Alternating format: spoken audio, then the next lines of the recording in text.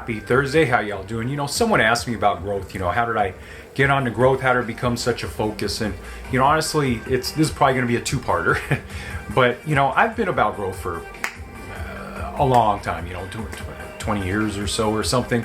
I've been working on growth and everything. But the issue at hand, I'm going to kind of skip forward a little bit, is that I'm neurodivergent. I didn't learn I was neurodivergent till September of 22. So I spent nearly 5 centuries, undiagnosed, neurodivergent and stuff. So the growth I was working on and stuff, I was making strides. I was moving forward. I was, dealing with issues and dealing with trauma and so on and so forth. But without learning I was neurodivergent, it was kind of like, my wheels spinning on mud or on ice or on snow or something.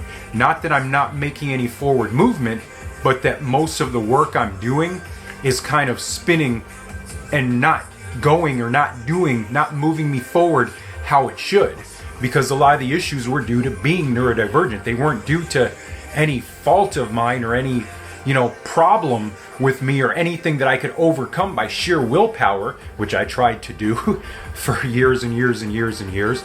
So, and with me, I looked at it, I was very successful. I've been married, I've had kids, raised kids, they're all grown now. They've got, not all of them, but 2 of them have their own children. I've got grandkids and stuff like that. They're successful in what they're doing and all that jazz. So I did a great job parent. I own a house, I have cars, property, this and that and stuff like that. I built myself a pretty decent life.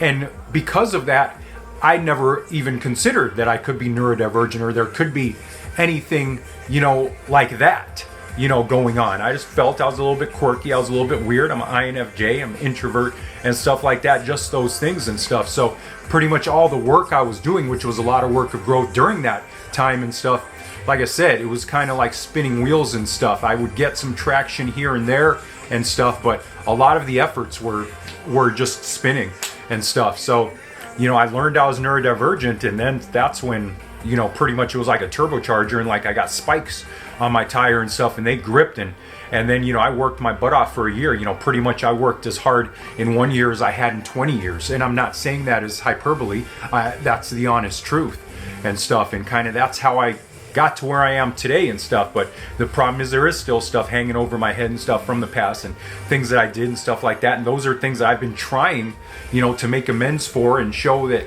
there's change, show that, listen, that wasn't the real me at the time. Those were mental health breakdowns. That was mental health meltdowns. People can Google this stuff. It's not something I'm making up or creating. It's true. This is what happens to neurodivergent people, especially very late diagnosed neurodivergent people like me. You can Google this, you can go on YouTube, you can do whatever, and you'll find other people in my age range and stuff that will tell you the exact same thing and the exact same experiences and stuff like that. So it's not something I'm making up or anything, but it's difficult to get people to understand that because people don't even understand neurodivergency, autism, ADHD. They don't understand those things to begin with and stuff. And then, like I said, I'm so quote unquote, they don't use the term high functioning anymore, but to most people I would appear high functioning because of my vocabulary, because of what I have accomplished, because of my intelligence, so on and so forth. A lot of people just don't even assume that I do have a neurodivergency. I have different brain wiring and stuff because I've been so successful in kind of patching